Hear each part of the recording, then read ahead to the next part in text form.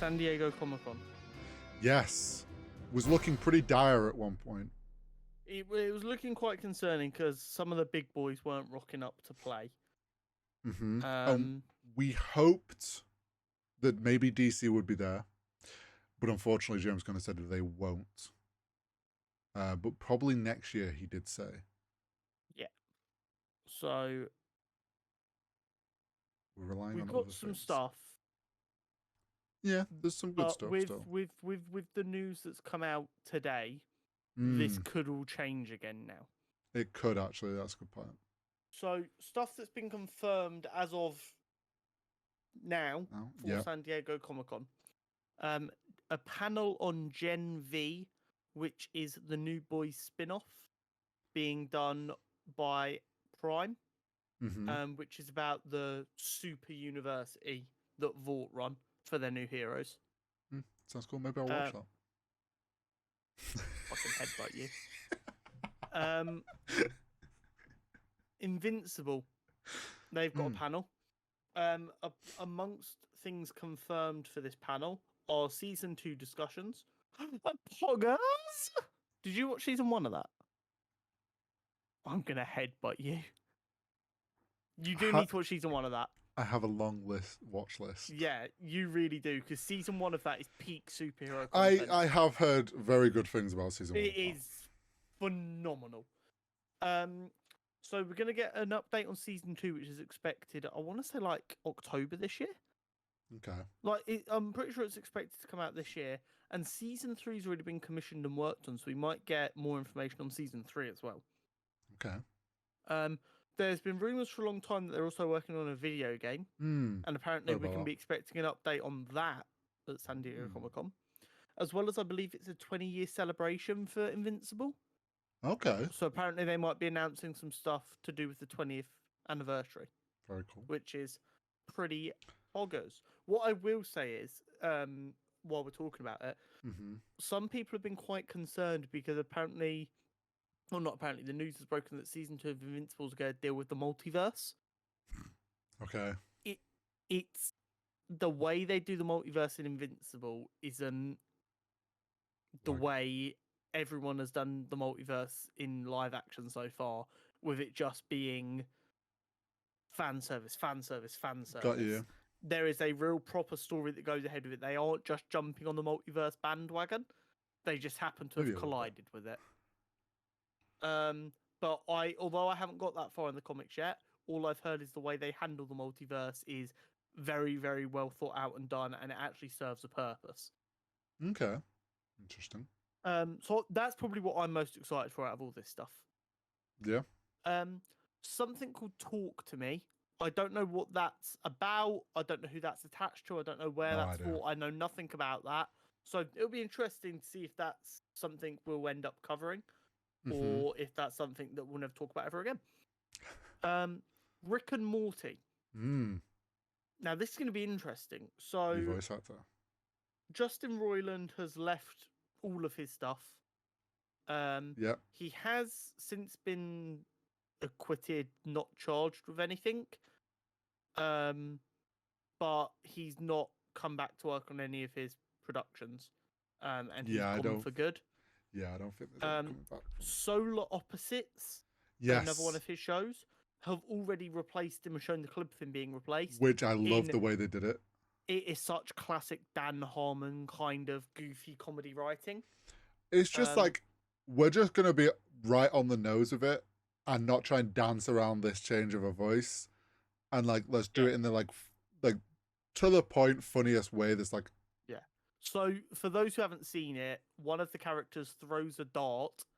It gets lodges in Justin Roiland character's throat. They get the voice fixing ray. They fire it at him. It was miscalibrated, so now it's not just like someone doing an imitation of Justin Roiland. No. It's like a British actor with a very British voice. It's just a completely different voice. And he's like, oh, let me just fix this real quick. And then his partner, the other alien who's just impaled him, stops him and goes, no, this is working for me. Yeah. So, like, it's like they're not going to dance around it. No. They know that everyone is expecting them to have to deal with this voice actor thing. It's like the either biggest problem is just how many voices Justin Roiland did for Rick and Morty. the thing is, right? All the little side, a lot of the side characters, they can probably get away with like it sounding a bit different. People won't think the only one that was really ever gonna be a difficult one is Rick. Rick and Morty. And Morty. He does Morty as well. Yeah, but like you need those have such they're such distinct characters and distinct voices. You kind of needed someone who can do the voices that as well as possible, so it sounds the same. I think for the actual series, like they are doing that. If I'm right, I don't know what I haven't seen anything about what direction they're going. Whether they're going to completely new voices or if they're going for got someone in imitations. to kind of replicate the voices. You got to remember this news of Justin Roiland won't have reached as many people as Rick and Morty will reach. Mm-hmm. So Solar Opposites, which is a bit smaller, and the success is built off of Rick and Morty. That's going to be more people who know about the drama, so they're like, "Oh, that's cool." And the ones that don't won't think twice about it. Rick and Morty, as long as it's close enough, most fans won't give a fuck. No, they won't even notice that Justin Roiland isn't working on it anymore. Yeah. It'll definitely be interesting to see though. Next up, Spider-Man 2. Yes. I don't know what more there is to show, but I will be there. I imagine it will be maybe more game details on what other characters there are knocking about, maybe. I would not be surprised. Maybe they'll show a little bit more gameplay. Yeah. But I will be there. Mm-hmm. No matter what, I will be there. I'm sure I am. It'll be good. I am in the process of procuring a PlayStation 5 so that I can play it on release, because I'm not missing another Spider-Man game on release. I will not be doing that. Understand. So that's on the procurement list as of right now. Very excited. Twisted Metal. I recognise the name, but I don't know what it is per se. Is it an anime? No. So Twisted Metal was a game years ago, and there's a trailer for this. It's like a 3 days ago. Oh, it's the new thing with Anthony Mackie for Peacock. Got you. There's a post-apocalyptic world. He's like a runner between settlements, and he has to deal with loads of shit. Yeah, I'm pretty sure Twisted Metal was a game. Yes, it was. And it was like a brutal car, like you just smash through stuff. I never played it. I knew of it. The trailer that I saw, very cheesy. Like post-apocalyptic Fast and Furious. Yeah. Am I wrong? But like I don't know if it's the actual trailer. It was just a clip. But it's like Anthony Mackie fighting this clown dude. Yeah, and it's like the bit that went viral. Like very cheesy, and I worry maybe too like 2000s cheesy, and it's not quite gonna hit very well. I don't know. It's one of those where I'm like, I'm not so sure. It could be really cheesy and really funny, and it just works. But then it might have the issue of like it leans too heavily into like trying to be cheesy video gamey, like, and it doesn't come across well. That is a concern for sure. So we'll see about that. See what they have to show. Probably a new trailer, I would imagine. Yeah. Good Burger 2. Again, zero clue what that is. No idea what that is. Let's see if we can have a little Google here and find anything. Good Burger. 1997 film. Okay, so Good Burger 2 is a new film coming out. Good Burger's fucking Keenan and Kel. Yeah, I've just seen the picture and I'm like, oh, that's where that's from. A film called Good Burger. Do you know what's funny? That is an absolute cash grab that doesn't need to happen. I instantly recognized the image of them in their work outfits in that film. Yeah. And I'm like, oh, I had no idea that film was called Good Burger. Yeah. Okay, cool. So that literally just has no reason to ever exist. Cool. Moving on. The Continental. I assume that's based on the hotel from the John Wick films? I think it is, yes. I assume it's a TV show set in that hotel. Yes, I'm pretty sure it's the spin-off. That could be kind of cool. I feel like it's on like Peacock or something. Yes, I believe it is Peacock original. So yeah, that should be cool. Obviously, the John Wick line of films is definitely coming to an end, but they obviously the world that John Wick's set in is pretty cool, so I'm not against spin-offs. But they also definitely don't want to let that cash cow die. No, also that, yes. Harley Quinn season 4, the animated show. I've watched the first 2 seasons of that. I've not watched season 3 yet. Very, very funny, very good. Give me more seasons. Thank you very much. Mm-hmm. I don't think there's much more to say other than that. Yeah. The Walking Dead. Apparently, this is still going. I can only assume this is like spin-off shit. I know there's a couple of spin-off things taking place. Yeah, there is. I think maybe. the main show is actually done. I think there's just 1,000,001 little spin-offs. There is I do know there's a spin-off with Negan, the character Negan. Yeah, I mean. So yeah. Just let it end.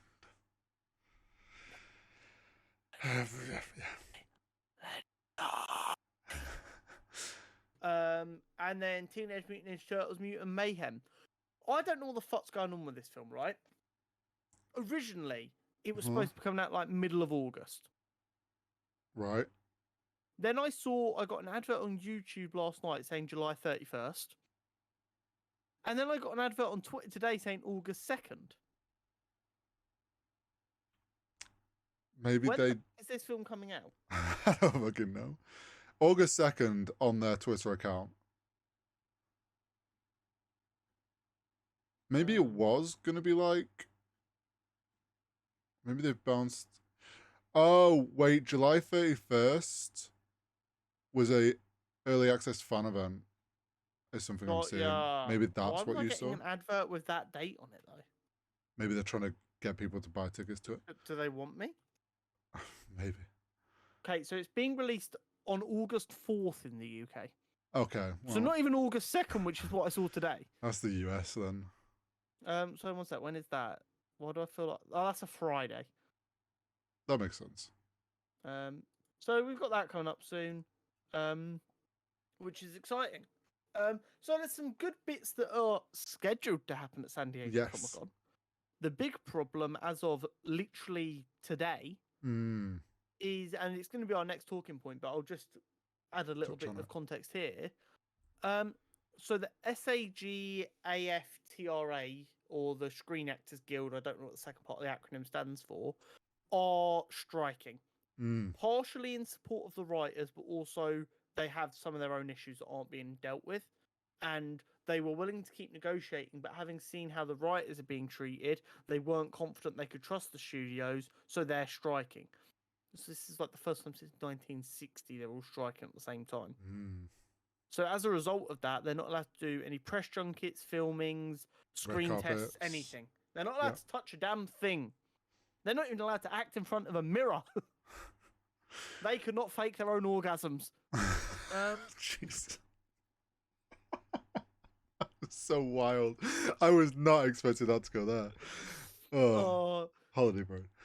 The brain just saw the joke and couldn't let it go. So as a result, some of these bits for San Diego Comic-Con might be fucked. Yeah, well, we might have had like a director, like what often happens at San Diego Comic-Con is like they showcase something and then director and actors come out on stage. It could be as much as just the director's there on his own. Yeah, because the writers aren't going to be there. The writers aren't going to be there. If there was going to be actors, probably not going to be there unless they're not part of the Screen Actors Guild. Which a lot of these projects do have high-profile actors. I imagine would be. So it's some people, it's a rough one. Some may or may not be there. We don't know. Like I know the voice actor Yuri for Spider-Man 2. He was going to be at San Diego Comic-Con. If he is under the Screen Actors Guild, because he's a voice actor who's done lots of major works, I wouldn't be surprised if he's under the Screen Actors Guild. He might not be allowed to go anymore. Yeah. But I don't know if because it's a game he's allowed to go. But Sony also do films. I imagine it's just a blanket thing of like any press stuff. I imagine if it was just a game from just a pure game studio, he'd be fine. But the fact that Sony do films as well, and it's a might mean they're Spider-Man being game. yeah, like it's techie. Yeah. So like San Diego Comic-Con was saved, but it now could be destroyed again. Yeah, and maybe Marvel and DC have dodged a bullet. Maybe. But you know what? Something like final touching thing, like we mentioned at the beginning, James Gunn said that they're not there this year, but probably will be next year with DCU. We were worried that like maybe Marvel going forward wouldn't rock up to these San Diego Comic Cons anymore. And like maybe they're gonna start keeping everything for D23. I think if James Gunn's like, yeah, we're gonna be there with DC, and he is still committing to it, makes sense for him not to be there this year, like they've only just started.